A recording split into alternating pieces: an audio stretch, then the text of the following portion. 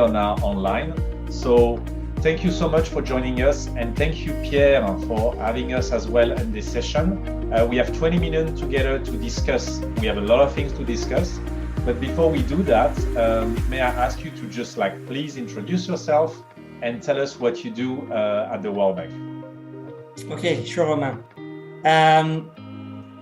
I've been, so I was trained as an engineer and a transport economist, and then I started as a transport planner in a French consulting firm, working mainly outside France, and then started working at the World Bank 22 years ago, first in Latin America, then I moved to Africa, working in Madagascar and then Senegal, covering basically all subsectors of transport, railways, ports, airports, roads. And eventually I moved to Sydney 7 years ago, where I was in charge of the infrastructure portfolio of the World Bank in the region, in the Pacific. And since the beginning of last year, I'm kind of looking at the quality of our overall portfolio and in charge of a couple of trust funds through which Australia and New Zealand are channeling some support to our projects and our activities. Excellent. So 7 years for the Pacific region out of 22 years. And you mentioned a lot of regions and countries, which is amazing. So it's great to have you because you have a very broad perspective on all those challenges through the bank in different regions.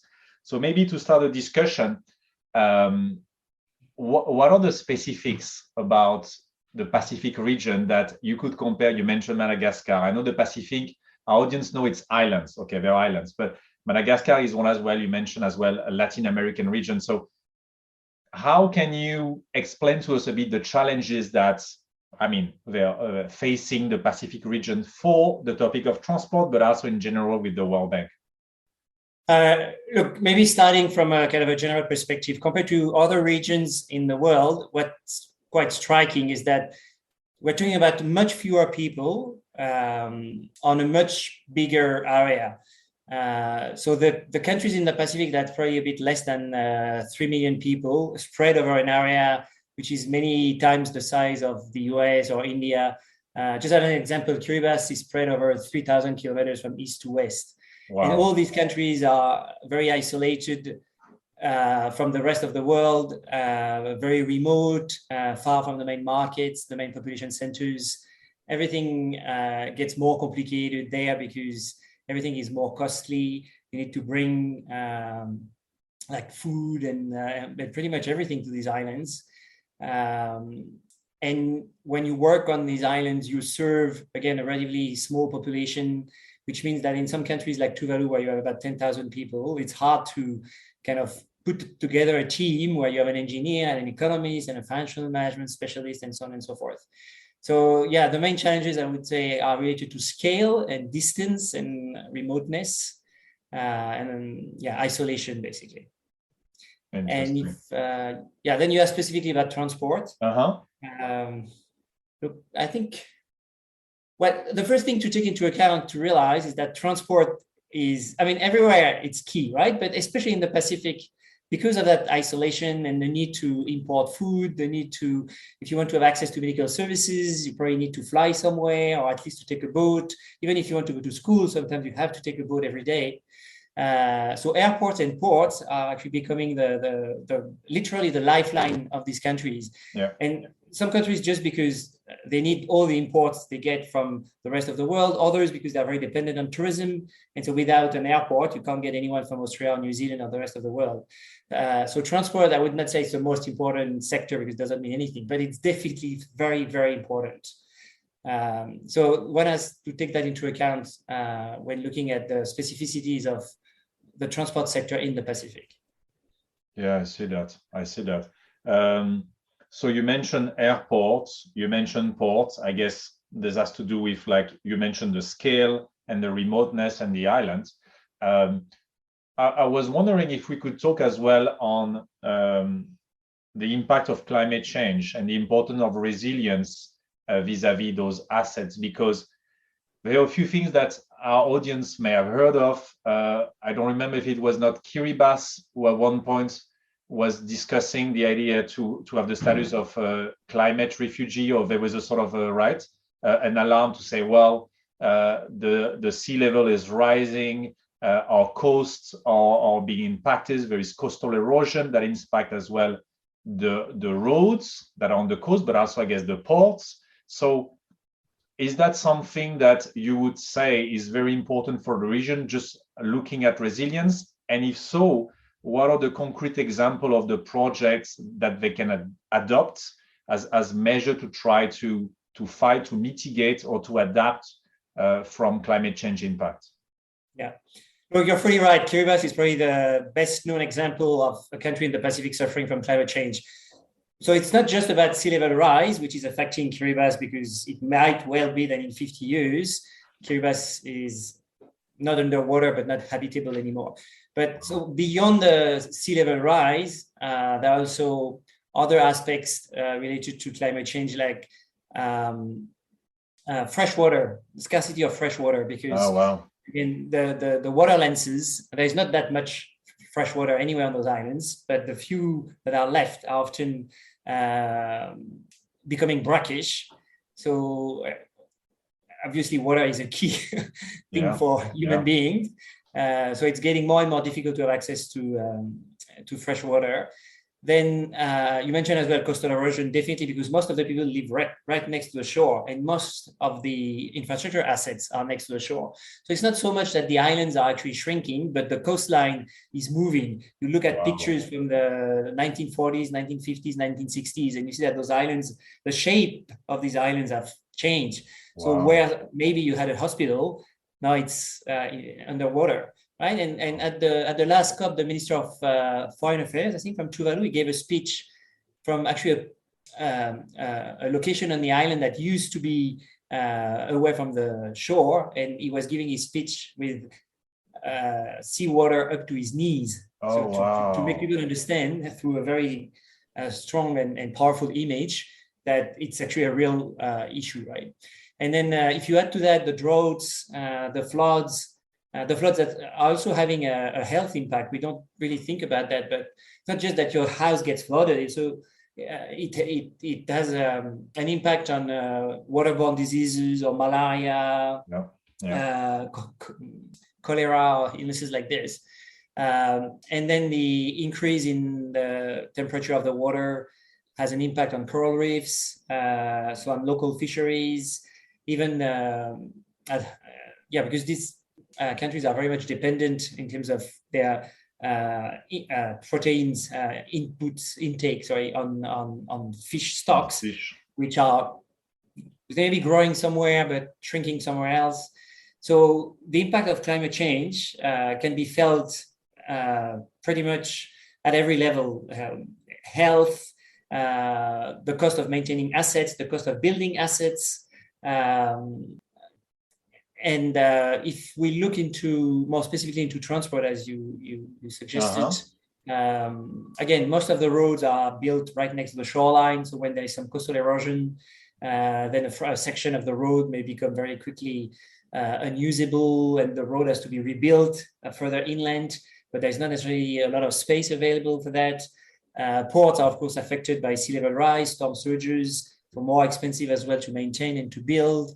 Airports get flooded. Most of the airports I know, like in Kiribati or Tuvalu or Samoa, are built very close to the shore. So you need to protect them through seawalls, which again are very costly. So the whole infrastructure, the whole set of infrastructure assets is affected. And again, I think what we need to remember, it becomes more costly to build and more costly to maintain. Yeah. I see. Wow.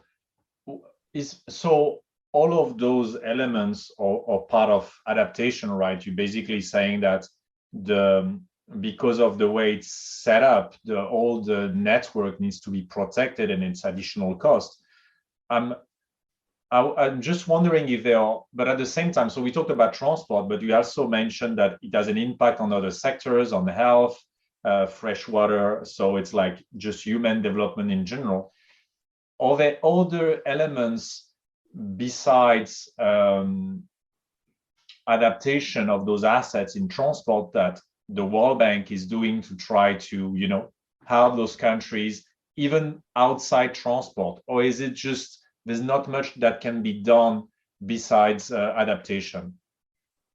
Look, in terms of mitigation, we can do things, and some countries are actually very much willing to reduce their emissions, but their emissions are negligible compared to the rest of the world. So when they are asking us to help them with their strategy to get more green energy, or the main motivation, I think, is to try to lead by example, to shame other countries because they are not doing the right thing. And they say, look, we are relatively poor countries, but we do our part, right? Yeah. We're going to be the first victims of climate change. We are not responsible for it, but we're still trying to do our best to reduce our own emissions. So it's not going to make a huge impact at the level of the whole planet, but during negotiations or international summits like the COP, they can say, we're doing our job, right? We're doing our part. Yeah. So in the energy sector, especially, there are some efforts made to reduce greenhouse gases emissions. But now pretty much every project we do, even budget support, we try to look at ways of doing something about climate. So not much about mitigation, because again, it's not that relevant, but always a lot about adaptation. So if we do schools, we're going to make sure that those schools are built according to a building code that make them more resilient to cyclones, right? If we do hospitals, same thing. And maybe we'll look into ways of fighting a bit better all those illnesses that I mentioned earlier that maybe made worse because of floods and climate change. So yeah, we are told, and that's our mandate, to whenever we prepare a project, to look at it through the lens of climate change and see how that project, even though it may not be directly related to climate change at first sight, can do something about climate change. Yeah, I understand. It's a sort of the way you describe it, and the way I understand it's very much a sort of a future proofing, right? To try to see beyond just the lifetime of the asset, but to think about how it's going to be and how you can future proof the asset, either if it's not directly linked to climate change, but just to have a long-term view on how this asset can become and how you can make sure that it's just sustainable through time, right? That would be the idea. So one of the main challenges is that sometimes if you do the math and you look at how much it would cost to future proof, as you said, the main island in a given country, you come up with numbers which are actually frightening, right? And it means that 20%, 30% of the GDP, or almost the entirety of the government's budget or international aid should go into that. So the big debate now is about, does it, and it's a very complicated and very sensitive word, does it make sense to spend so much money into resilience? Or should we at the same time maybe create some sort of sovereign fund helping those countries whenever some islands become just becomes impossible to live there, so that their population can move somewhere else and maybe be trained in the right way so that they can sell their skills maybe in Australia or New Zealand and somewhere else. But it's a decision that we can't, of course, the World Bank is not there to make that call for them. But you'll have people who, by just looking at the numbers, say it's just unaffordable. And we'd better invest on human capital and make sure that these people, whenever they may have to move, will move in the right conditions. And that was actually one of the mottos, I would say, of one of the, not the former one or the previous one, President of Kiribati, was talking about migrating with dignity. So not migrating when you have no other options and that's the only thing you can do, and then you move somewhere and you can't find a job, but you migrate when you decide to, with the right tools for you to adapt to your new place. Because again, climate proofing in some areas may just prove unaffordable in the long term. Yeah, of course, that makes sense. And I guess, I mean, the region is facing all those challenges, and you mentioned it as, of course, that is very clear now. But at the same time, to try to facilitate what you just described, I guess there is a strong network of partners in the region, correct? Because those islands have a lot of like things that are stacked against them, from the scarcity of some resources. You mentioned the scale, the climate change impact, lack of as well sometimes skills within those islands because the population is very little. But at the same time, right, with the World Bank and other partners, I don't know if Australia or New Zealand is involved as well, but there is a sort of, I don't know how to call it, but maybe you can describe that like a group of partners that is aligned and trying to support that approach. Is that correct? Can you tell us a bit more about that?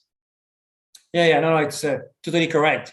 There are quite a few donors very active in the Pacific. And I would mention, not by order of priority, right, but definitely Australia and New Zealand, the Asian Development Bank, the World Bank, and then even others like the European Union, the JICA.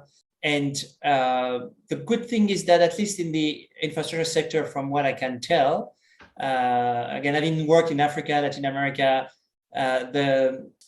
there's a coordination mechanism, which I think is the best I've ever seen.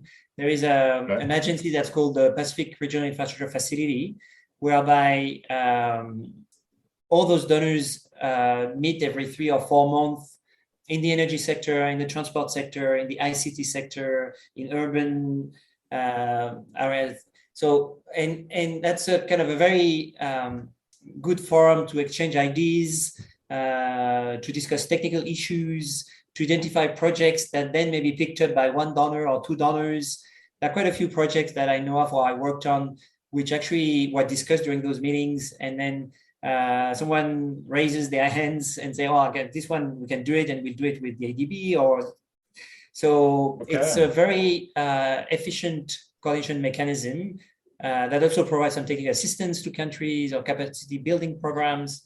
So yeah, there's a lot. If you look at the amount of money that comes from the donors in the Pacific per capita, it's quite high, right? It's much higher. I mean, I've not done the math, but it's significantly higher than in Africa, right? But the needs are huge as well. And maybe something I did not mention is that, again, so, to take into account. So if you look at the numbers, again, the amount of money per capita that's spent, it's quite high. But on the other hand, you have to take into account that everything is more costly in the Pacific because, like for example, in Kiribati or Tuvalu, you want to build a road, there is no aggregates, there is no quarry, right? It's an atoll island. So you need to bring everything from Fiji, which is very far away. The transport costs are huge. Then you'll have very few bidders because contractors, very often, they're reluctant to work in these countries which are far away. The logistics are complicated. It's seen as being a bit risky. So you get few bids. If you get few bids, of course, you get higher prices. Insurance companies are more and more reluctant to cover contracts in these areas because of climate change, mainly. So it's another impact of climate change. Insurance costs go up, and then the bid prices go up as well as a consequence of that. Contractors are telling us that, they'd rather do works in New Zealand or Australia because it's easier, and then they know the environment.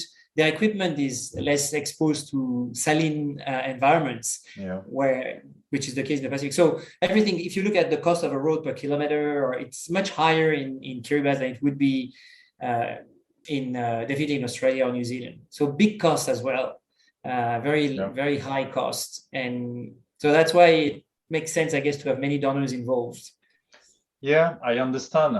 The thing that just I find a shame, and you mentioned that, is that there is a huge need, right? Where all those donors organize, and you said are putting a lot of money, especially when you compare per capita in the region, and at the same time, not that many bidders. And actually, that was one of my follow-up questions. I was wondering if, because of the condition, it's difficult to find both consultants and also contractors to work in the region. So you already answered that, but I'm still surprised that even if the prices are higher, meaning that those contractors are compensated for the difficulty in logistics and the additional costs, etc.